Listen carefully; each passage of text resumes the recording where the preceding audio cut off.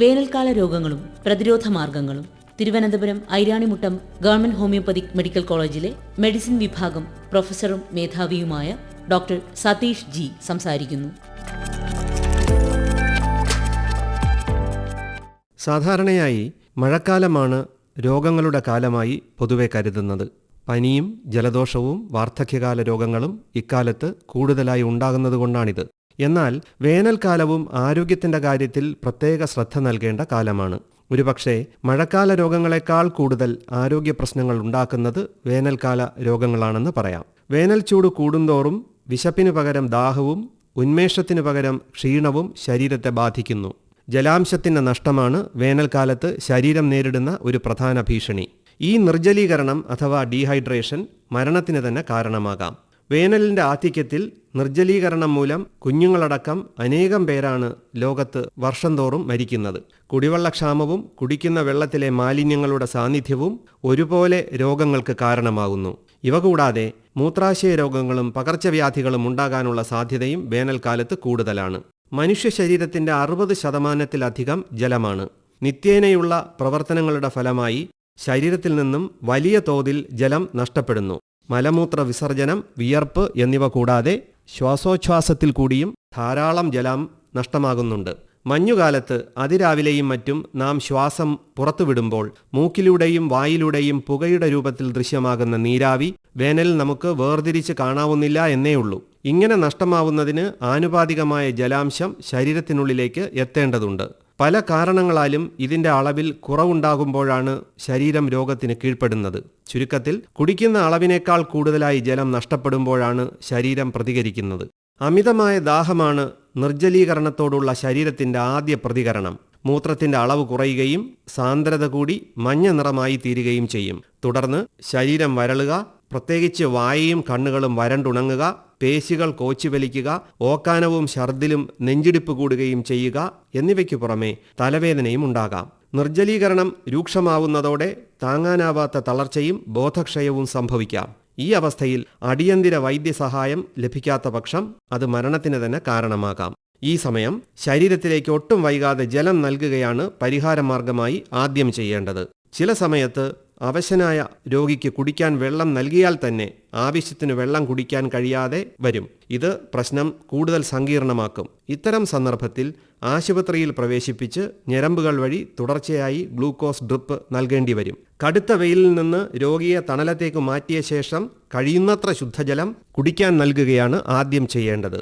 പ്രായമായവർ, ശിശുക്കൾ, കുട്ടികൾ, ഗർഭിണികൾ എന്നിവരും പോഷകാഹാരക്കുറവുള്ളവർ, പ്രമേഹം, വൃക്കരോഗങ്ങൾ, ഹൃദ്രോഗം മുതലായവയുള്ളവരും വേനൽക്കാലത്ത് ആരോഗ്യം ശ്രദ്ധിക്കണം. ഇനി എന്തൊക്കെയാണ് സാധാരണയായി കണ്ടുവരാറുള്ള വേനൽക്കാല രോഗങ്ങളെന്ന് നോക്കാം. വിയർപ്പുകുരു അഥവാ ഹീറ്റ് റാഷാണ് വേനലിൽ വില്ലനാകുന്ന ഒരു രോഗം. അമിത വിയർപ്പ് മൂലം സ്വേദഗ്രന്ഥികളുടെ നാളികളിൽ അഴുക്കടിഞ്ഞുകൂടി അവിടെ രോഗാണുക്കൾ പെരുകുന്നതുമൂലം തൊലിപ്പുറത്ത് തിണർത്തു പൊന്തുകയോ കുരുക്കളായി രൂപപ്പെടുകയോ ചെയ്യും. ചൊറിച്ചിലും നീറ്റലും വേദനയും ഉണ്ടാവും. ചെറിയ കുഞ്ഞുങ്ങളിലാണ് ഇത് കൂടുതലായി കണ്ടുവരുന്നത്. പ്രത്യേക ചികിത്സ ഇല്ലാതെ തന്നെ ഇത് മാറുന്നതാണ്. കുരുക്കൾ പഴുത്ത് വേദന കൂടുകയാണെങ്കിൽ ഒരു ചർമ്മരോഗ വിദഗ്ധന്റെ സഹായം തേടാം. ചിലപ്പോൾ ഈ കുരുക്കളിൽ അണുബാധയുണ്ടാകാനുള്ള സാധ്യതയുമുണ്ട്. കഴിയുന്നതും ശക്തമായ വെയിലുള്ളപ്പോൾ പുറത്തിറങ്ങാതിരിക്കുക. സൺസ്ക്രീൻ, ലോഷൻ, പൗഡറുകൾ എന്നിവ ഉപയോഗിക്കുക. കുടയുപയോഗിക്കുക. ധാരാളം വെള്ളം കുടിക്കുക.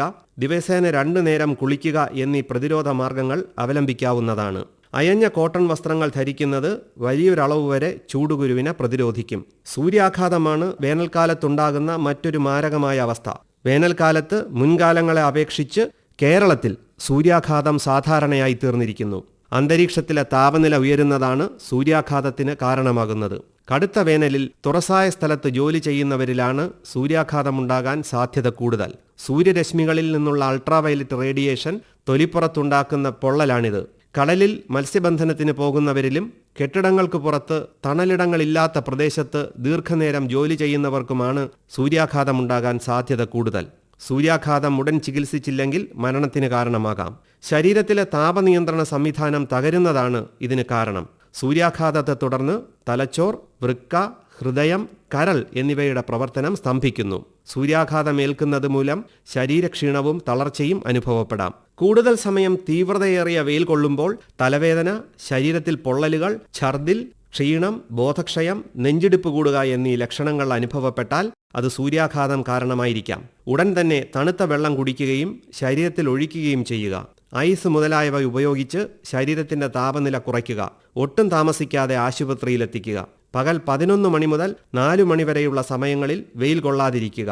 കോട്ടൺ വസ്ത്രങ്ങൾ ധരിക്കുക. ധാരാളം വെള്ളം, ജ്യൂസ്, പഴങ്ങൾ മുതലായവ കഴിക്കുക എന്നതാണ് പ്രതിവിധി. വേനൽ കടുപ്പമേറുമ്പോൾ ശരീരത്തിൽ നിർജ്ജലീകരണം ഉണ്ടാകാതെ ശ്രദ്ധിക്കണം. പകൽ സമയത്തുള്ള വെയിൽ നേരിട്ടേൽക്കാതിരിക്കുക. പുറത്തിറങ്ങുമ്പോൾ അൾട്രാവയലറ്റ് കോട്ടിംഗുള്ള കുടകൾ ഉപയോഗിക്കുക എന്നിവയെല്ലാം സൂര്യാഘാതത്തെ പ്രതിരോധിക്കാൻ സഹായിക്കുന്നവയാണ്. പകർച്ചവ്യാധികളാണ് വേനൽക്കാലത്തെ മറ്റൊരു ഭീഷണി. വേനൽക്കാലം തുടങ്ങുന്നതോടെ വ്യാപകമായി പ്രത്യക്ഷപ്പെടുന്ന ഒരു രോഗമാണ് ചെങ്കണ്ണ്. ഒരുതരം വൈറസുകളാണ് ഇതിന് കാരണം. കണ്ണുകൾക്ക് കടും ചുവപ്പ് നിറം, വേദന, ചൊറിച്ചിൽ, കണ്ണിൽ നിന്നും വെള്ളം വരിക എന്നിവയാണ് പ്രധാന ലക്ഷണങ്ങൾ. കണ്ണിന് പൂർണ്ണ വിശ്രമം നൽകുകയും മരുന്നുകൾ ഉപയോഗിക്കുകയും ചെയ്താൽ ചെങ്കണ്ണ് സുഖപ്പെടും. ചില പ്രത്യേകതരം വൈറസുകൾ മൂലമുണ്ടാകുന്ന ചെങ്കണ്ണ് ആഴ്ചകളോളം നീണ്ടു നിൽക്കാറുണ്ട്. പകരാൻ സാധ്യതയുള്ളതിനാൽ രോഗിയുമായി മറ്റുള്ളവർ നേരിട്ട് സമ്പർക്കം പുലർത്താതിരിക്കാൻ ശ്രദ്ധിക്കണം. രോഗി ഉപയോഗിക്കുന്ന ടവൽ, തോർത്ത് എന്നിവ മറ്റുള്ളവർ തൊടരുത്. പൊതുവായി ഉപയോഗിക്കുന്ന കുളിമുറി, വാഷ് ബേസിൻ എന്നിവ ഉപയോഗിക്കാതിരിക്കാൻ രോഗിയും ശ്രദ്ധിക്കണം. രോഗിയുടെ സ്രവങ്ങൾ കൈകളിൽ പറ്റുകയും പിന്നീട് നമ്മുടെ കൈകളിൽ നിന്ന് കണ്ണുകളിലെത്തുകയും ചെയ്യുമ്പോൾ രോഗം പിടിപെടുന്നു. ഇടയ്ക്കിടെ കൈകൾ സോപ്പിട്ട് കഴുകുന്നത് വഴി ചെങ്കണ്ണിനെ പ്രതിരോധിക്കാം. നേത്രരോഗങ്ങൾ സ്വയം ചികിത്സിക്കാതെ ഡോക്ടറുടെ നിർദ്ദേശപ്രകാരം മരുന്നുകൾ ഉപയോഗിക്കേണ്ടതാണ്. കണ്ണും കൈകളും എപ്പോഴും വൃത്തിയായി സൂക്ഷിക്കുക. കണ്ണുകൾ ശുദ്ധജലം കൊണ്ട് കഴുകുക, സൺഗ്ലാസുകൾ ഉപയോഗിക്കുക എന്നിവയെല്ലാം വേനൽക്കാലത്ത് കണ്ണിന്റെ സംരക്ഷണത്തിനായി നമുക്ക് സ്വീകരിക്കാവുന്ന മാർഗങ്ങളാണ്. വേനലിൽ വ്യാപകമായി പടർന്നു പിടിക്കുന്ന മറ്റൊരു രോഗമാണ് ചിക്കൻ പോക്സ്. കടുത്ത പനിയും ശരീരവേദനയും തുടർന്ന് തൊലിപ്പുറത്ത് വെള്ളം നിറഞ്ഞ ചെറിയ കുമിളകൾ പ്രത്യക്ഷപ്പെടുന്നതുമാണ് രോഗലക്ഷണം. വൈറസ് മൂലമുണ്ടാകുന്ന ഈ രോഗം പൊതുവെ 2 ആഴ്ച കൊണ്ട് സുഖപ്പെടുമെങ്കിലും എളുപ്പത്തിൽ പടർന്നു പിടിക്കുന്നതിനാൽ രോഗിയുമായി ഒരു തരത്തിലും ബന്ധപ്പെടാതിരിക്കാൻ സൂക്ഷിക്കണം. രോഗമുള്ള ആളുടെ അടുത്ത് പോകുമ്പോൾ അയാളുടെ സ്രവങ്ങളുമായി സമ്പർക്കം വരിക, ഉച്ഛ്വാസവായുവിലൂടെ വരുന്ന അണുക്കൾ ശ്വസിക്കുക എന്നിവയിലൂടെ രോഗം പകരാം. ചിക്കൻ പോക്സിനെതിരെയുള്ള ഫലപ്രദമായ പ്രതിരോധ ഔഷധങ്ങളും ചികിത്സയും ഹോമിയോപ്പതിയിൽ ലഭ്യമാണ്. അസുഖം പിടിപെട്ടു കഴിഞ്ഞാൽ താമസിക്കാതെ ഡോക്ടറുടെ സഹായം തേടുക. മരുന്നുകൾ കഴിക്കുക, പഴങ്ങൾ, ജ്യൂസ്, എളുപ്പം ദഹിക്കുന്ന ഭക്ഷണം എന്നിവ കഴിക്കാൻ ശ്രമിക്കുക. രോഗിക്ക് മരുന്നിനോടൊപ്പം വിശ്രമവും ആവശ്യമാണ്. രോഗി മറ്റുള്ളവരുമായി ഇടപഴകുന്നത് പരമാവധി ഒഴിവാക്കേണ്ടതാണ്. വൃക്കകളിലും മൂത്രനാളികളിലും ഉണ്ടാകുന്ന കല്ലാണ് വേനൽക്കാലത്ത് കണ്ടുവരുന്ന മറ്റൊരു രോഗം. പുറംഭാഗത്ത് അരക്കെട്ടിന് തൊട്ടുമുകളിലായി ഉണ്ടാകുന്ന കടുത്ത വേദനയാണ് പ്രധാന ലക്ഷണം. രക്തം കലർന്ന മൂത്രം മറ്റൊരു ലക്ഷണമാണ്. അൾട്രാസൗണ്ട് സ്കാനിങ്ങിലൂടെയും മൂത്രപരിശോധന മുഖേനയും കല്ലിന്റെ സാന്നിധ്യം ഉറപ്പുവരുത്താം. വൃക്കയ്ക്കുള്ളിലെ കല്ലിന്റെ വലിപ്പത്തിനും സ്വഭാവത്തിനുമനുസരിച്ച് വേദനയുടെ കാഠിന്യത്തിന് ഏറ്റക്കുറച്ചിൽ വരാം. പലപ്പോഴും അസഹ്യമായ വേദന മൂലം രോഗി ഛർദ്ദിക്കുകയും ചെയ്യാറുണ്ട്. ഒരു വിദഗ്ധ ഡോക്ടറുടെ സേവനം ഈ അവസരത്തിൽ അനിവാര്യമാണ്. മൂത്രത്തിലൂടെ വൃക്കയിലും മൂത്രസഞ്ചിയിലും അടിഞ്ഞുകൂടുന്ന രാസവസ്തുക്കൾ ക്രമേണ പരലുകളായി രൂപപ്പെടുന്നതാണ് ഈ രോഗത്തിന് കാരണം. മരുന്ന് കഴിച്ച് കല്ലുകൾ മൂത്രനാളി വഴി പുറന്തള്ളുന്ന ഫലപ്രദമായ ഹോമിയോ ചികിത്സയും കല്ല് പൊടിച്ചു കളയുന്ന ചികിത്സയും നിലവിലുണ്ട്. അത്യാവശ്യ ഘട്ടങ്ങളിൽ ശസ്ത്രക്രിയ ആവശ്യമായി വരാം. മൂത്രാശയ അണുബാധയാണ് മറ്റൊരു വെല്ലുവിളി.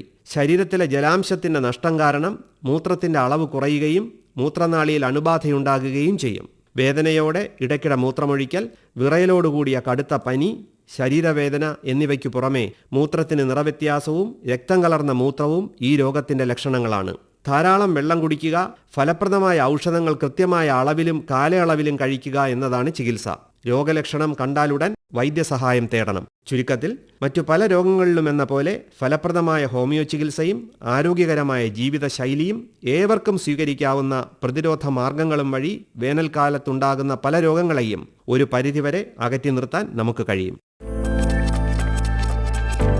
വേനൽക്കാല രോഗങ്ങളും പ്രതിരോധ മാർഗങ്ങളും Thiruvananthapuram Airanimuttam government homoeopathic medical കോളേജിലെ മെഡിസിൻ വിഭാഗം പ്രൊഫസറും മേധാവിയുമായ ഡോക്ടർ സതീഷ് ജി സംസാരിക്കുകയായിരുന്നു ഇതുവരെ.